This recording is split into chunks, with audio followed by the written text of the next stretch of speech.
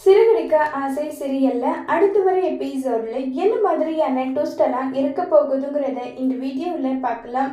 மீனா இனி அந்த வீட்டுக்கு நான் போக மாட்டேன், என்னை பார்த்து அத்தை எப்படியெல்லாம் பேசினாங்க தெரியுமா, அதனால என் மனசு ரொம்பவே நொந்து நூலா இருக்கு. திரும்பவும் அதெல்லாம் பேச்ச கேட்க என் மனசுல திராணி கிடையாதுமா, நான் போகலன்னு சொல்லி ரொம்பவே வருத்தமாகவும் ஃபீல் பண்ணியும் பேசிட்டு இருக்காங்க. இதை கேட்டதும் ஏன் மீனா இப்படி எல்லாம் பேசிட்டு இருக்க, இல்லம்மா என்னால முடியாது, நிஜமாவே நான் அதை தாங்கிக்கிற சக்தி எனக்கு கிடையாதுன்னு சொல்லிட்டெல்லாம் இருக்காங்க. உன் புருஷனை விட்டும் உன் மாமியார் குடும்பத்தை விட்டும் உன்னால இருக்க முடியுமா மீனா, எப்ப பார்த்தாலும் அந்த குடும்பத்துக்கு அப்படி ஓட உழைச்சிருக்க, அதை பார்த்து அவங்க இப்படி ஒரு வார்த்தை சொல்லியிருக்காங்களே, அதை நினைக்கும் போது எனக்கே அவ்வளோ கஷ்டமா இருக்கு. உனக்கு எப்படி மீனா இருக்குன்றாங்க. விடுமா, எல்லாம் நல்லதுக்கே நினைச்சு நான் இருக்கேன். இப்ப நான் வீட்டை விட்டு வந்துட்டேன், மாமா சந்தோஷமா இருந்தா, அவர் நல்ல லைஃப்ல நல்ல ஹாப்பினஸா இருந்தா, அதை விட வேற எதுவும் எனக்கு முக்கியம் கிடையாதுன்னு சொல்லி ஃபீல் பண்ணி பேசிட்டெல்லாம் மீனா இருக்காங்க. இன்னொரு பக்கம் நம்ம ரோகிணிக்கு பயங்கரமா டென்ஷனாகவும் இருக்கு, ரொம்பவே வருத்தமாகவும் இருக்கு. மனசுக்குள்ள 1008 கேள்வி நம்ம ரோகிணிக்கு ஓடிட்டு இருக்கு. சின்னம்மணி என்ன அங்கிளை அடிச்சு ஆளை தூக்குற அளவுக்கு பண்ணியிருக்காங்களே, இவங்க கிட்ட நம்ம உஷாரா இருக்கணும், இல்லைன்னா நம்ம வாழ்க்கையை சரி பண்றதுக்கு இவங்க சொல்ற ட்ரிக்கு ஓரளவுக்கு யூஸ் ஆகுமா, என்ன பதில் சொல்றதுன்னு எனக்கு ஒண்ணுமே புரியலையே, எந்த முடிவை எடுக்கிறதுன்னு எனக்கு புரியலையேன்னு சொல்லிட்டு ஒரு பக்கம் ரொம்பவே வருத்தத்துல இருக்காங்க. அப்ப பாத்தீங்கன்னா நம்ம ரோகிணியோட அம்மா வராங்க. ரோகிணி, நான் உங்ககிட்ட ஒரு முக்கியமான விஷயம் பேசணுன்றாங்க. அம்மா, நானே 1008 குழப்பத்துல இருக்கேன், நீ ஒரு பக்கம் என்னுடைய பங்குக்கு ஏதாவது பண்றேன்னு சொல்லிட்டு எதுவும் பண்ணி வைக்காதன்றாங்க. இல்ல ரோகிணி, அப்படியெல்லாம் நான் பண்ண மாட்டேன், உன்னை பார்க்க ஒருத்தர் வராங்களே, உன்னுடைய மாமியார் கூட ஃப்ரெண்டு தானே, அவங்க எதுக்காக உன்னை பார்க்க வராங்க? என்னம்மா இது கேள்வி, என்ன பார்க்க வர்றாங்கன்னா தேவைப்படுது பார்க்க வராங்க. எனக்கு என்னவோ அவங்க ஆளு முழிக்கிற மொழி இது எதுவுமே சரியா படல, அவங்க கிட்ட வேற நீ ரொம்ப க்ளோஸா இருக்க, எதுக்கும் உஷாரா இருன்றாங்க. அவங்க என்னுடைய லைஃப் நல்லா இருக்கணுன்றதுக்காக எஃபெக்ட் எடுத்து எவ்வளோ விஷயம் பண்றாங்க தெரியுமான்றாங்க. சரி கல்யாணி, உன்கிட்ட நான் ஒன்று கேட்குறேன், உன் வாழ்க்கையில அக்கறை படுறதுக்கு நான் இருக்கேன் சரியா, இப்ப நீ அவங்களுக்கு ஏதாவது செஞ்சிருக்கியா, நீ எனக்காக இது செஞ்சமா, அதுக்காக உன்னுடைய அக்கறையா நான் இருக்கேன், உன் லைஃபை நான் காப்பாத்தி கொடுக்குறேன் அப்படின்னு சொல்லிட்டு நீ ஏதாவது அவங்களுக்கு செஞ்சிருக்கியா, இல்ல அப்படி இருக்கும்போது அவங்க ஏன் உன் வாழ்க்கையில அக்கறைப்படணும், இதுக்கு ஏதாவது ஒரு ரீசனா இருக்கும் நீ நினைக்க மாட்டியா, யார் எது சொன்னாலும் நீ பண்றது சரின்னு உன்கிட்ட சொல்லிட்டா உடனே அவங்க பேச்சை நம்புவேன், அதுவே நீ பண்றது தப்புன்னு சொல்லிட்டு அவங்க பேச்சை நீ நம்ப மாட்டேன், அப்படி தானேன்னு சொல்றாங்க. என்னம்மா என்னையே குழப்பிட்டு இருக்க? குழப்பெல்லாம் இல்லை, நான் கரெக்டாக தான் சொல்றேன். எனக்கு என்னவோ அந்த சின்னமணி அம்மாவை பார்த்தா ஏதோ தப்பா இருக்கு, நான் அவ்வளோதான் சொல்லுவேன். இதுக்கு மேல உன் இஷ்டம், உன் விருப்பம், நீ என்ன பண்ணணும்னு நினைக்கிறியோ அதை நீ பண்ணிக்கோன்னு சொல்லிட்டு கோபமா அங்கிருந்து கிளம்பி போயிடுறாங்க ரோகிணியோட அம்மா. இப்ப ரோகிணி யோசிச்சுட்டு இருக்காங்க, அம்மா சொல்றது சரி தானே, அம்மா சொல்றதுலயும் ஒரு பாயிண்ட் இருக்குல்ல, நம்ம எதுக்காக இந்த அளவுக்கு அவங்க உதவி செய்யணும், என்ன காரணத்துக்காக உதவி அவங்க செய்யணும், அது இல்லாம அங்கிளை இந்த மாதிரி பண்ணணும்னு சொல்லிட்டு ஒவ்வொரு விஷயமுமே அந்த அளவுக்கு நோட் பண்றாங்கன்னா எனக்கு ரொம்பவே சந்தேகமா தான் இருக்கு. இப்ப என்ன பண்றதுன்னு எனக்கு ஒண்ணுமே புரியலன்னு சொல்லிட்டு ஒரு பக்கம் ரொம்பவே வருத்தத்துல இருக்காங்க. அந்த நேரம் பார்த்து மனோஜுக்கு கால் பண்றாங்க. ஏன்னா நம்மளுடைய அண்ணாமலை எப்படி இருக்காங்கன்ற விஷயத்த தெரிஞ்சுக்கணும்னு சொல்லிட்டு ரொம்பவே வருத்தமா தான் அக்கறையா தான் ரோகிணி கால் பண்றாங்க. ஃபோன் அடிச்சுட்டே இருக்கு. மனோஜ் ஃபோன் அட்டன் பண்றதே கிடையாது. ஏன் மனோஜ் இப்படி பண்ணிட்டு இருக்க, ஃபோன் எடு மனோஜ், அங்கிள் எப்படி இருக்காருன்றதை தெரிஞ்சுக்கணும்னு ஆசைப்படுறது கூட ஒரு தப்பா, ப்ளீஸ் மனோஜ் ஃபோனை எடுன்னு சொல்லிட்டு மனசுக்குள்ளேயே ஃபீல் பண்ணிட்டு இருக்காங்க. உடனே நம்ம மனோஜ் திரும்ப ஃபோன் பண்ணிட்டு இருந்ததும் அட்டன் பண்ணிடுறாங்க. என்ன உனக்கு வேணும், இன்னையே தேவையில்லாம ஒரு பக்கம் என்ன கடுப்பை கலப்பிட்டு இருக்காத, ஒழுங்கு மரியாதையே போனை வெயின்றாங்க. மனோஜ் அங்கிள் இப்படி எப்படி இருக்காருன்னு சொல்றாங்க. என் அப்பாவுக்கு உடம்பு முடியாதது உனக்கு எப்படி தெரியும், ஒருவேளை என் அப்பாவை போட்டு தள்ள நீ தான் பிளான் போட்டியன்றாங்க. மனோஜ் என்ன பேசிட்டு இருக்க நீ, எனக்கு அங்கிள் மேல தனி மரியாதையே உண்டுன்றாங்க. ஆமா பின்ன, நீ பண்ற தப்பு பித்தலாட்டம் இது எல்லாமே என் அப்பாவா இருக்கிற வரைக்கும் தானே, மன்னிச்சு போனா போகட்டும்னு சொல்லிட்டு விடுறாரு. அதை நினைச்சுதான் நீ ஃபீல் பண்ணிட்டு இருக்கியா நல்லா சொல்லிட்டு ரொம்பவே கோவப்பட்டு பேசிட்டு இருக்காங்க. இதை கேட்டதும் மனோஜ் அங்கிள் எப்படி இருக்காரு, அவரை பத்தி விசாரிக்கலாம் தான் நான் கால் பண்ணேன், உன் இஷ்டத்துக்கு நீ என்னன்னாவோ பேசிட்டு இருக்க, அங்கிளை நான் கொலை பண்ற அளவுக்கு சுயநலவாதியா, அந்த அளவுக்கு கொடூரம்ன்றாங்க. அதை விட மோசமானபடி நீ உன்னெல்லாம் நம்பவே கூடாது, இனிமே எனக்கு ஃபோன் பண்ற வேலை வச்சுக்கிட்ட உன்னை என்ன பண்ணுவேன்றது எனக்கே தெரியாது, ஒழுங்கு மரியாதையா போனை வெயின்னு சொல்லிட்டு ரொம்பவே கோபப்பட்டு வந்து போனை கட் பண்ணிடுறாங்க. இப்ப நம்ம மனோஜ் வந்து இப்படி திட்டினதை நினைச்சு ரோகிணி ஒரு பக்கம் ஃபீல் பண்ணிட்டு இருக்காங்க. இல்ல, அங்கிள் எப்படி இருக்காரு என்ன ஏதுன்றது எனக்கு தெரிஞ்சே ஆகணும். நான் போயிட்டு அங்கிளை பார்த்துட்டு வரேன். யாரு என்ன சொன்னாலும் நான் அவரோட மருமக இல்லைன்றது ஒன்றும் மாற போறது கிடையாது, நான் போறேன்னு சொல்லிட்டு ரோகிணி முடிவு பண்ணிடுறாங்க. ரோகிணி முடிவு பண்ணிட்டு இப்ப நம்ம அண்ணாமலையை எந்த ஹாஸ்பிட்டல்ல சேர்த்திருக்காங்களோ அந்த விஷயத்த வந்து சிந்தாமணி கிட்ட தெரிஞ்சுக்கிட்டு சிந்தாமணி கிட்ட சொல்லாமையே கிளம்பி வந்து போறாங்க. அங்க போனது விஜயா வந்து, ஏய் ஓடுகாலி, எதுக்காக இங்க வந்து இருக்க? என் குடியை கெடுத்தவழி, உன்னுடைய உண்மை எப்ப தெரிய வந்ததோ அப்பத்துல இருந்து என் குடும்பத்துல ஒரு நிம்மதி போனா ஒரு நிம்மதின்னு சொல்லிட்டு ஒவ்வொன்னா மாறி மாறி வந்துட்டு இருக்கடி. இது எல்லாத்துக்குமே மூல காரணம் நீதான். எதுக்காக இங்க வந்திருக்க? ஒழுங்கு மரியாதை இங்க இருந்து போடி போன்றாங்க. ஆன்டி, நான் அங்கிளை பார்க்கறதுக்காக தான் வந்திருக்கேன். அவரை மட்டும் பார்த்துட்டு உடனே நான் கிளம்பி போயிடுறேன்னு சொல்றாங்க. என் புருஷனை நீ எதுக்க பார்க்கணும்? உனக்கு அவருக்கு என்ன சம்மந்தம் இருக்கு? அவரெல்லாம் ஒன்றும் நீ பார்க்க தேவையே கிடையாது. ஒழுங்கு மரியாதை இங்க இருந்து போன்றாங்க. ப்ளீஸ் ஆண்டி, நான் சொல்றத கேளுங்க, ப்ளீஸ் ப்ளீஸ்ன்னு சொன்னா கூட அதெல்லாம் முடியாது. ஒழுங்கு மரியாதை இங்க இருந்து போன்னு சொல்லிட்டு கோவப்பட்டு வீட்டை விட்டு துரத்துற மாதிரி துரத்தி விட்டுறாங்க ஹாஸ்பிட்டல்ல இருந்து. என்னை நீங்க துரத்துறீங்கல்ல, உங்களை ஒருத்தரையும் நிம்மதியா சும்மா விட மாட்டேன். உங்களுக்கு எவ்வளவு தைரியம் இருந்தா என்ன வீட்டை விட்டு துரத்துவீங்கன்னு சொல்லிட்டு ரொம்பவே கோவமா அங்க இருந்து ரோகிணி கிளம்பி போயிடுறாங்க.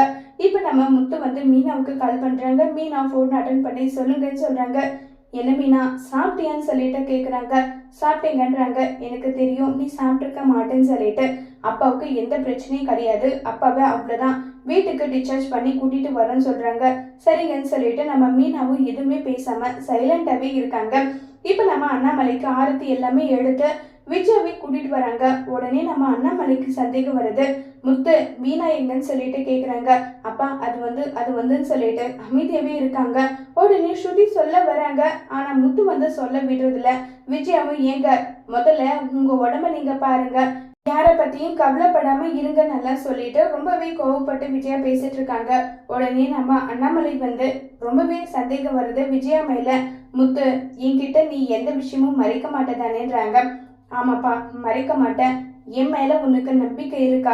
என்னப்பா கேள்வி கேக்குறீங்க? உங்களுக்கு இப்படி ஆனதை நினைச்சு மனசு முழுக்க அவ்வளவு வருத்தத்தோட இருக்க. நீங்க என்னடானா இப்படி சொல்றீங்களே, சொல்லுங்க பண்றாங்க. ஆமா, மீனா எங்க போயிருக்கான்ற விஷயம் எனக்கு இப்ப தெரிஞ்சாகணும்ன்றாங்க. அப்பா, அது வந்துன்னு சொன்னதும் இதுக்கு மேல உண்மையை மறைக்க முடியாதுன்னு சொல்லிட்டு ஸ்ருதி வந்து, அங்கிள் ஆன்டி எப்படி எல்லாம் பேசினாங்க தெரியுமான்னு சொல்லிட்டு எல்லா விஷயமும் விஜய் எப்படி எல்லாம் வாய்க்க வந்தபடி மீனாவை கேட்டாங்களோ அது எல்லா விஷயமும் சொல்றாங்க. ஸ்ருதி, இப்ப எதுக்காக வந்தது வராததும் அவர்கிட்ட என்னை பத்தி போட்டு கொடுக்குறேன்னு சொல்றாங்க. ஏன் ஆன்டி, நான் ஒன்றும் உள்ளதானே சொன்னேன், இல்லாததை ஒன்றும் சொல்லலையே. நீங்க மீனாவை அவங்க மனசை எந்த அளவுக்கு ஹர்ட் பண்ணீங்க? பல முறை உங்ககிட்ட நான் சொல்லியும் அதை நீங்க கேட்டீங்களா? கேட்கல, அப்புறம் என்னன்னு சொல்லிட்டு இருக்காங்க. விஜயா, உன் நாக்குல பல்லு படுற மாதிரி ஏன் பேசுறேன்? இந்த வீட்டு மருமக தானே மீனா, மீனாவால தான் எனக்கு ஆபத்து வந்ததா நீ நினைச்சிட்டு இருக்கேன்னு சொல்லிட்டு பல முறை உன்கிட்ட சொல்லியும் ஏன் நீ அதவே திரும்ப திரும்ப பண்ணிட்டு இருக்கேன்னு சொல்றாங்க. ஏங்க, அவ வீட்டை விட்டு போயிருந்தா இந்த அளவுக்கு உங்களுக்கு பிரச்சனையே வந்திருக்காது. முதல்ல அதை நீங்க புரிஞ்சுக்கோங்க. இனி அவளுக்கால எந்த பிரச்சனையும் நம்ம வீட்டுக்குள்ள வரக்கூடாது, அவளும் இந்த வீட்டுக்குள்ள வரக்கூடாது. சரி, இனி அவ இந்த வீட்டுக்குள்ள வரமாட்டா. ஏன் மருமக இல்லாத வீட்டுல நானும் இருக்க மாட்டேன், நானும் கிளம்பி போறேன்னு சொல்லிட்டு அண்ணாமலை சொல்றாங்க. ஏங்க, உங்க கால் உடைஞ்சிருக்கு, பயங்கரமா உங்களை ரெஸ்ட் எடுக்க சொல்லியிருக்காங்க. நீங்க என்னடானா சின்ன பிள்ளை மாதிரி போறேன்னு சொல்லிட்டு அடம் பிடிச்சிட்டு இருக்கீங்க. இப்ப இந்த நிமிஷம் மீனா இங்க வந்தாகணும். மீனா வரலன்னா நான் என்ன பண்ணுவேன்றது எனக்கே தெரியாதுன்னு சொல்லிட்டு ரொம்பவே கோபமா வந்து பேசிட்டு இருக்காங்க அண்ணாமலை வந்து. உடனே விஜயா வந்து, இங்க பாருங்க, நான் என்ன சொல்ல வரேன்னு சொன்னா கூட அதை எதுவுமே காது கொடுத்து கேட்கறது கிடையாது அண்ணாமலை. எனக்கெல்லாம் தெரியாது, இந்த நிமிஷமே எனக்கு வந்து என் மருமக வந்தே ஆகணும், இல்லைன்னா என்ன பண்ணுவேன்னு எனக்கே தெரியாது, நான் இந்த வீட்டுல இருக்கவும் மாட்டேன் நல்லா சொல்லிட்டு ரொம்பவே கோவப்பட்டும் ஃபீல் பண்ணி வந்து பேசிட்டெல்லாம் இருக்காங்க. இப்ப மனோஜ் வந்து, அம்மா ரொம்பவே கஷ்டப்பட்டு அந்த பூ கட்டவுல வீட்டை விட்டு துரத்துனீங்க. அப்பா என்னடானா இப்படி பேசுறாரு, மறுபடியும் போய் முத்து கூட்டிட்டு வந்துருவானான்னு சொல்லிட்டு பேசிட்டு இருக்கும் போதே, அப்பா நீங்க கவலைப்படாதீங்க, நான் போயிட்டு மீனாவை கூட்டிட்டு வரேன், நீங்க எதை நினைச்சு வருத்தப்படாதீங்கன்னு சொல்லிட்டு இருக்காங்க. அதானே, உன் பொண்டாட்டியை விட்டு ஒரு நாள் இருக்க முடியல, ஒருவேளை திரும்பவும் அவ இந்த வீட்டுக்கு வந்து உங்களுக்கு ஏதாவது ஒண்ணு ஆச்சுன்னா கண்டிப்பா நான் உயிரோடு இருக்க மாட்டேன், என்னை மட்டும் நீங்க உயிரோட பார்க்கவே முடியாதுன்றாங்க. ஏன் இப்படி பேசிட்டு இருக்க விஜயா, கொஞ்சம் பொறுமையா இருன்றாங்க. இல்லைங்க, என்னால பொறுமையெல்லாம் இருக்க முடியாது. எது ஃபேக்டோ எது உண்மையும் அதை தான் நான் சொல்றேன். அதை முதல்ல நீங்க புரிஞ்சுக்கோங்கன்னு சொல்லிட்டு ரொம்பவே கோவப்பட்டு வந்து பேசிட்டெல்லாம் இருக்காங்க. இப்ப நம்ம முத்து வந்து நான் போய் மீனாவை கூட்டிட்டு வரேன்ப்பான்னு சொல்லிட்டு அங்கிருந்து கிளம்பி போறாங்க. இப்ப மீனாவும் மாமா சாப்பிட்டாரான்னு தெரியல, அவருக்கு மாத்திரையெல்லாம் கொடுத்துருப்பாங்க, வேலை வேலைக்கு அவர் போட்டாரான்னு தெரியல, காரம் கம்மியா சாப்பிடணும், இப்படி இருக்கணும் அப்படி இருக்கணும்னு சொல்லிட்டு அதை பத்தியே புலம்பிட்டு இருக்காங்க. சந்திராவுக்கு கோவமே வந்துடுது. ஏடி இங்க உட்காந்து புலம்புறதுக்கு பேசாம நீ கிளம்பி போய் ஏண்டின்றாங்க. அது எப்படி போறது, என் முகத்தை பார்த்தாவே அத்தை வந்து என் தாலியை பறிக்க வந்துட்டியான்னு சொல்லிட்டு கேள்வி கேட்பாங்க. அவங்க கேட்குற கேள்வி யாருமா வாங்கிட்டு இருக்கிறது, அப்ப அதை விட்டுட்டு ஒழுங்கா சாப்பிட்றேன்றாங்க. எனக்கு சாப்பாடை பார்த்தா கூட அவருடைய ஞாபகம் தான் வருது. என்னுடைய சாப்பாடை தவிர அவருக்கு வேற எதுவுமே பிடிக்காதுமா, அதெல்லாம் நினைக்கும் போதுதாம்மா கஷ்டமா இருக்கு அப்படின்னு எல்லாம் சொல்லிட்டு மீனா ஒரு பக்கம் ஃபீல் பண்ண உடனே இது எல்லாமே முத்து வந்து கேட்டுடுறாங்க. முத்து கேட்டுட்டு ரொம்பவே சந்தோஷப்படுறாங்க. மீனான்னு சொல்லிட்டு எங்க மாமா எப்படி இருக்காரு, உங்ககிட்ட சொல்லாம நான் வந்ததை நினைச்சு நீங்க கோவப்பட்டுட்டு இருக்கீங்களா, என்னை மன்னிச்சிடுங்க, ஏன்னா எனக்கு வேற வழி தெரியல, அதனாலதான் வந்துட்டு நல்லா சொல்லிட்டு இருக்காங்க. மீனா இப்பவே வாண்டுறாங்க. எங்கக்கா கூப்பிடுறீங்க? இல்லைங்க, நானெல்லாம் அங்க வரல, அங்க வந்து தேவையில்லாம அத்தையோட மனசை காயப்படுத்த நான் விரும்பலைங்க, அதனால நான் இங்கே இருக்கேங்கன்னு சொல்லிட்டு மீனா சொல்லிட்டு இருக்காங்க. அப்பா உன்னை கூப்பிட்டாருன்னு சொன்னா கூட நீ வரமாட்டியா மீனான்றாங்க. என்னங்க சொல்றீங்க, மாமாவை டிஸ்சார்ஜ் பண்ணி கூட்டிட்டு வந்துட்டீங்களா? ஆமா, அப்பாவை டிஸ்சார்ஜ் பண்ணி கூட்டிட்டு வந்துட்டேன். அப்பா உன்னை பார்த்தே ஆகணும்னு சொல்லிட்டு அடம் பிடிச்சிட்டு இருக்காரு, அதனால அவர் மாத்திரை மருந்து கூட எடுத்துக்காம இருக்காரு, அதனால நீ வாண்டுறாங்க. என்னங்க இது, மாமா வந்து வேலைக்கு மாத்திரை எடுத்துக்கணும்ல, இப்படி இருந்தா எப்படி, நீங்களாவது மாமாவுக்கும் சொல்லி புரிய வைக்க வேண்டியது தானே. நானும் எவ்வளவோ அப்பாவுக்கு சொல்லி பார்த்துட்டேன், அப்பா என் மருமக வந்தே அப்படின்னு சொல்லிட்டு பிடிவாதமா இருக்காங்க. நீ வா மீனான்னு சொல்லிட்டு கூப்பிடுறாங்க. சரிங்க நான் வரேன்னு சொல்லிட்டு இப்ப மீனா அம்மா அவரே நான் இல்லாம இருக்க முடியாதான், மாமாவுக்கும் உடம்பு முடியாம இருக்குல்ல, அவரை நான் பார்த்துக்கணும், அதனால நான் போறேம்மான்னு சொல்லிட்டு மீனா சொன்னதுமே பயங்கரமா வந்து சந்திரா வந்து சந்தோஷப்படுறாங்க. மாப்பிள்ளை அவ உடம்பு மட்டும் தான் மாப்பிள்ளை இங்க இருக்கு, மனசு எல்லாம் அங்கதான் மாப்பிள்ளை இருக்கு, நீங்க அவளை தாராளமா கூட்டிட்டு போங்க, அவ இந்த வீட்டுக்கு வந்ததை நினைச்சு சந்தோஷமும் படல ஃபீலும் பண்ணல நல்லா சொல்லிட்டு மாறி மாறி எல்லாம் பேசிட்டெல்லாம் இருக்காங்க. இப்ப நம்ம முத்து மீனாவை கூட்டிட்டு வீட்டுக்கு வந்துடுறாங்க. மாமான்னு சொல்லிட்டு மீனா போயிட்டு அண்ணாமலையோட காலை பிடிச்சி ஃபீல் பண்ணி கதறி எழுறாங்க.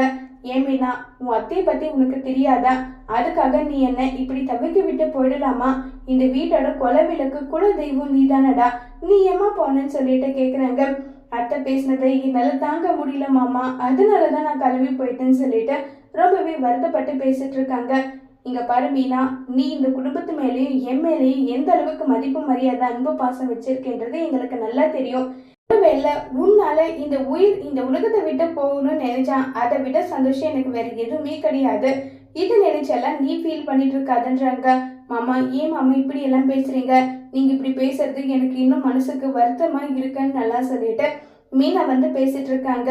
போதும் போதும்டி நடிப்புக்காரி போதும், ரொம்பவே நல்ல வேலை பண்ணிட்டு இருக்க, என்ன மாயம் மந்திரம் வசியம் பண்ணியோ தெரியல, ஒருத்தன் இல்லாத உனக்கே சப்போர்ட் பண்றாங்க, என் பையன் மனோஜை தவிர மீதி எல்லாருமே உனக்கு தான் சப்போர்ட் பண்றாங்க, அப்படி என்னதான் மாய மந்திரம் பண்ணியோ தெரியலன்னு சொல்லிட்டு கோவப்பட்டு பேசிட்டு இருக்காங்க.